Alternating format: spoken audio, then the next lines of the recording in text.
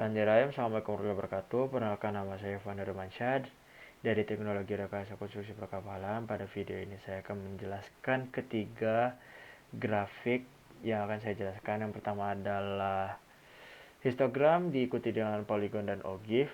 Namun sebelum saya menjelaskan cara pembuatannya, saya akan menjelaskan terlebih dahulu apa ketiga dari grafik tersebut. Secara sederhana, histogram ini mirip dengan grafik batang yang fungsinya untuk menyajikan data yang sudah dikelompokkan. Ciri khas utamanya adalah berbentuk batang atau segi empat yang berjejer atau saling berdempetan menyesuaikan dengan interval datanya. Lalu, untuk membuat histogram ini ada 4 hal yang harus diperhatikan. Yang pertama adalah penamaan grafik, lalu harus memastikan sumbu X dan sumbu Y yang sudah diberikan nama. Lalu yang ketiga, batang grafiknya harus berdempetan, dan keempat, gunakan titik tengah sebagai batas dalam pembuatan grafiknya. Selanjutnya ada poligon. Poligon ini sendiri sama dengan histogram, namun tampilannya berupa garis-garis patah yang dibuat dengan cara menghubungkan titik-titik tengah dari masing-masing interval. Lalu untuk manfaatnya sendiri, ada 3 setidaknya, yaitu visualisasi distribusi data, perbandingan data, dan identifikasi puncak atau modus. Lalu yang ketiga ada ogif.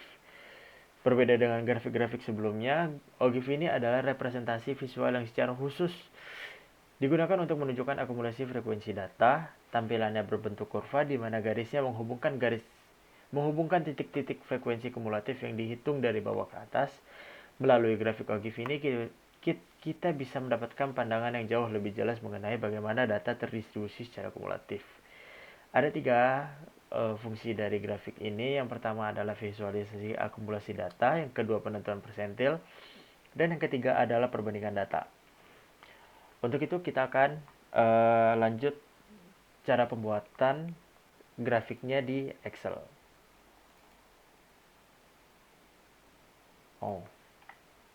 Oke. Jadi di sini terdapat soal yang diberikan, terdapat 6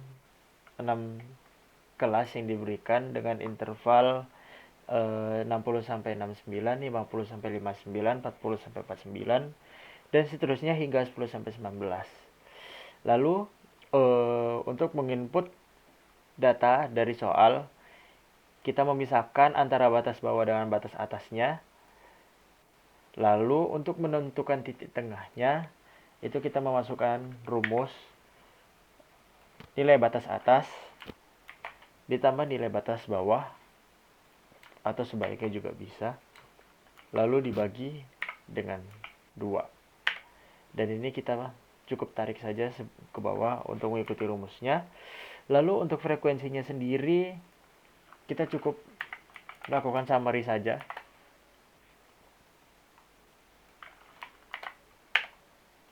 Jadi frekuensinya adalah 57 jumlahnya. Lalu untuk membuat grafiknya ini sendiri, kita ke insert, lalu kita masukkan cluster column. Oke, kita select data terlebih dahulu. Untuk membuat grafiknya ini sendiri, kita harus memasukkan datanya terlebih dahulu. Nah, untuk grafik histogram ini sendiri, sesuai dengan penjelasannya bahwa kita menggunakan titik tengah dan frekuensi. Lalu untuk sumbu X-nya kita akan menggunakan titik tengah, dan untuk sumbu Y-nya kita akan menggunakan frekuensi. Dan tampilan awalnya akan seperti ini. Lalu untuk penyesuaian, kita akan ubah di bagian bawahnya ini sebagai penanda bahwa grafik ini adalah grafik titik tengah, dengan cara kita select data terlebih dahulu, lalu kita pencet edit di bagian sini, kita masukkan data titik tengahnya, maka akan berubah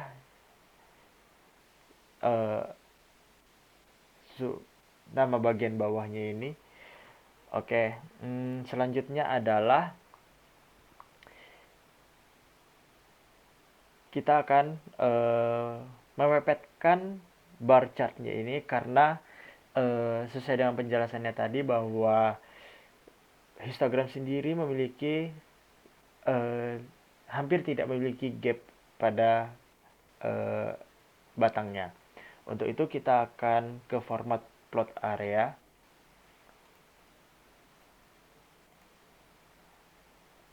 Lalu di sini kita turunkan gap width-nya.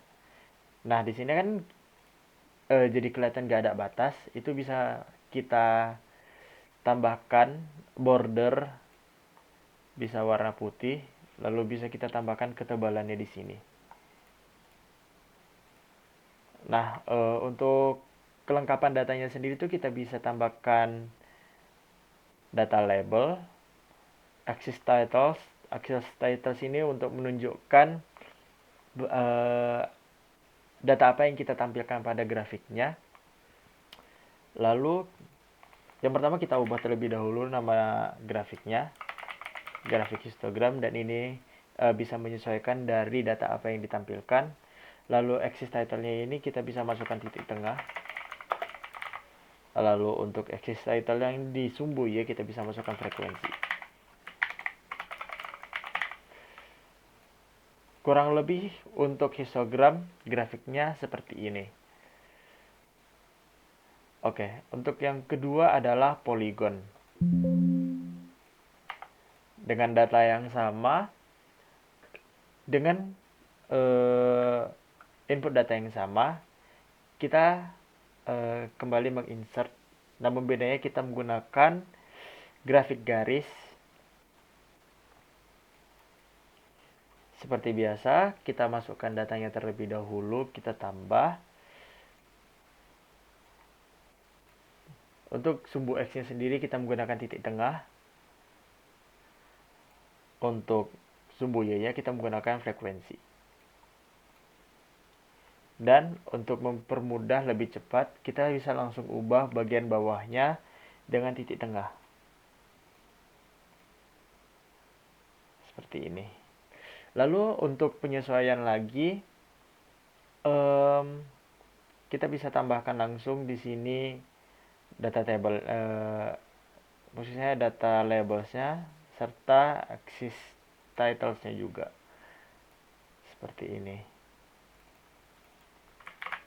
Untuk judulnya bisa disesuaikan juga dengan data yang akan digunakan. Bagian axis title X-nya juga kita bisa sesuaikan titik tengah. Lalu axis title bagian Y, sumbu Y-nya kita bisa langsung masukkan frekuensi. Nah, untuk OGIF sendiri ada beberapa data yang harus kita olah terlebih dahulu, yaitu adalah menentukan batas bawah dan batas atas.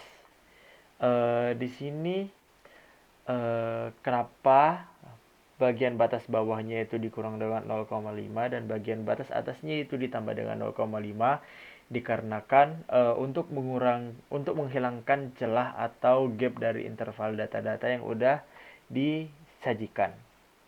Lalu di sini kita menentukan frekuensi kumulatif dari bawah karena grafik OGIF ini sendiri secara representasi visualnya itu menghubungkan titik-titik frekuensi kumulatif yang dihitung dari bawah ke atas. Jadi kita menghitungnya dari bawah ke atas.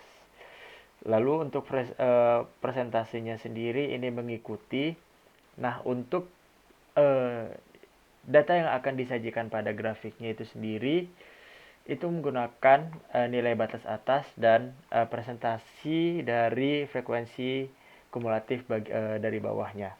Untuk itu kita masukkan terlebih dahulu grafik yang akan kita bikin.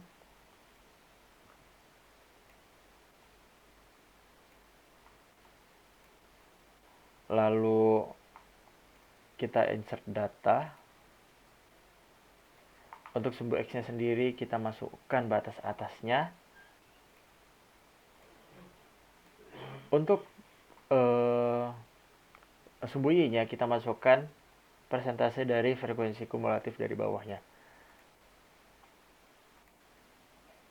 Dan untuk log awalnya seperti ini. ada beberapa yang akan kita adjust. Yang pertama adalah bagian bawahnya yang akan kita edit menjadi batas atasnya. Lalu di sini kita bisa tambahkan data labelsnya juga, lalu axis titlesnya. Oke, di sini kita ubah judulnya, bisa disesuaikan. Axis title ini juga kita bisa bikin batas atas data, batas atas interval, batas atas kelas, batas atas kelas. Lalu di sini kita bisa masukkan persentase frekuensi kumulatif dari bawah. Kurang lebih untuk visual dari ketiga grafik, yang pertama adalah histogram, lalu yang kedua adalah polygon, dan yang ketiga adalah OGIF seperti ini. Mungkin itu saja yang bisa saya sampaikan. Apabila terdapat kesalahan dalam penjelasan ataupun pembahasan dalam video ini, mohon dimaafkan. Wabillahi taufiq wal hidayah. Wassalamualaikum warahmatullahi wabarakatuh.